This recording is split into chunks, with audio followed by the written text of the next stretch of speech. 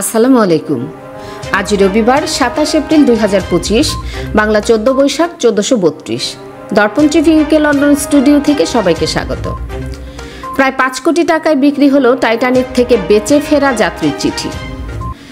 Southampton থেকে new York সিটিতে সমুদ্রযাত্রার 4 দিনের প্রথম দিন 1912 সালের 14 এপ্রিল রাত থেকে 15 এপ্রিল সকাল পর্যন্ত উত্তর আটলান্টিক মহাসাগরে ঘটেছিল ঘটনাটি। সে সময়ের বৃহত্তম যাত্রীবাহী পরিষেবা টাইটানিক জাহাজে আনুমানিক 2224 জন মানুষ ছিল।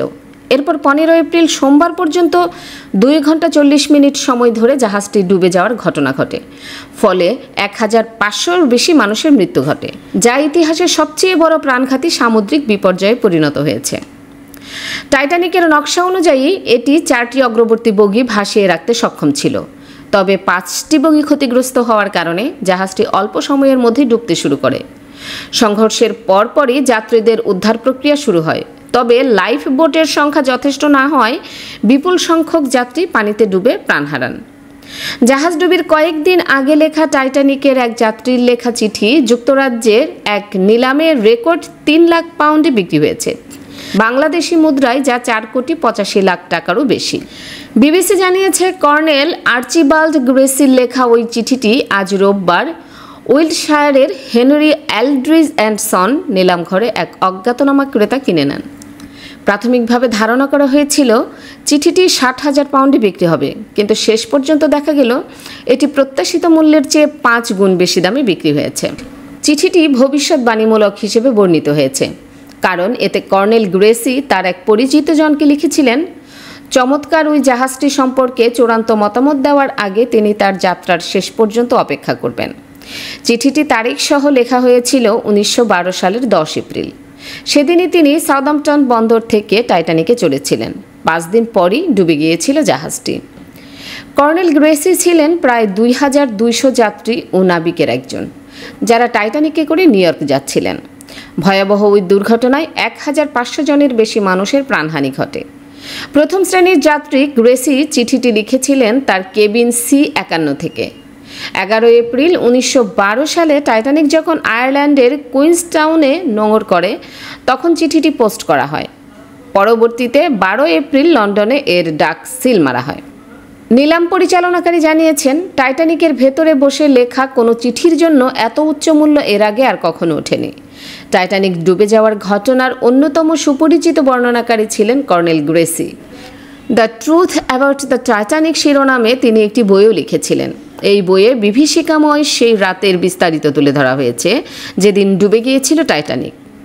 গ্রেসি বইটিতে উল্লেখ করেছেন কিভাবে তিনি বরফ শীতল পানিতে উল্টে যাওয়া একটি লাইফ বোর্ডের উপর উঠতে পেরে প্রাণে বেঁচেছিলেন।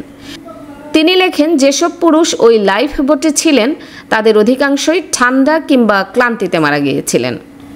কর্নেল গ্রেসি দুর্ঘটনা থেকে বেঁচে ফিরলেও হাইপোথার্মিয়া ও অন্যান্য আঘাতে তার শরীর গুরুতর ক্ষতিগ্রস্ত হয়েছিল। জাহাজ ডুবির কয়েক মাস পর 1912 সালের 2 ডিসেম্বর তিনি কোমায় চলে যান এবং 2 দিন পর ডায়াবেটিক্স জনিত জটিলতায় মৃত্যুবরণ করেন। জমি নিয়ে হয়রানি আর নয়, পূর্বাচল প্রবাসী পল্লী লেআউট প্ল্যানের মধ্যে দিচ্ছে আপনার পছন্দের জমি মূল্য পরিশোধের সাথে সাথে রেজিস্ট্রেশনের সুবিধা। প্রবাসী পল্লী গ্রুপ, প্রবাসী ও স্বদেশীদের জন্য। কি আপা দেখে চলতে পারেন না? সরি আপু, আগামীকাল আমার ওমরার ফ্লাইট। আমার জন্য আবায়া কিনতে হবে, হাজবেন্ডের জন্য টোপ এবং মেহমের কাপড় কিনতে হবে, যার জন্য খুবই প্যারায় আছি। আরে আপু, এটা তো কোনো সমস্যাই না। সালমা আবায়াতে আপনি আপনার পছন্দের সবকিছু এক ছাদের নিচে পেয়ে যাবেন।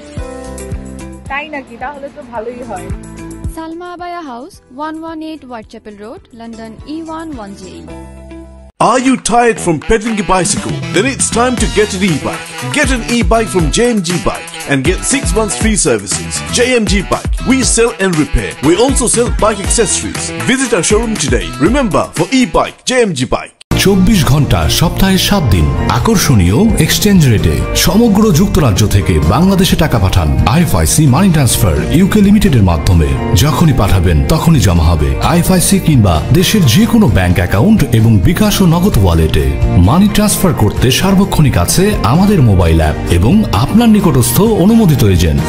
বিস্তারিত জানতে কল করুন 020-7247-9670 নম্বরে। আমাদের ঠিকানা 18 Brick Lane, London E1 6RF UK। IFIC money transfer UK limited, IFIC ব্যাংকের নিজস্ব প্রতিষ্ঠান। সুপ্রিয় দর্শক, এতক্ষণ আমাদের সঙ্গে থাকার জন্য ধন্যবাদ। আশা করছি দর্পণ টিভি ইউকে ফেসবুক পেজটি লাইক, কমেন্ট ও ফলো করে আমাদের সাথেই থাকবেন। আল্লাহ হাফেজ।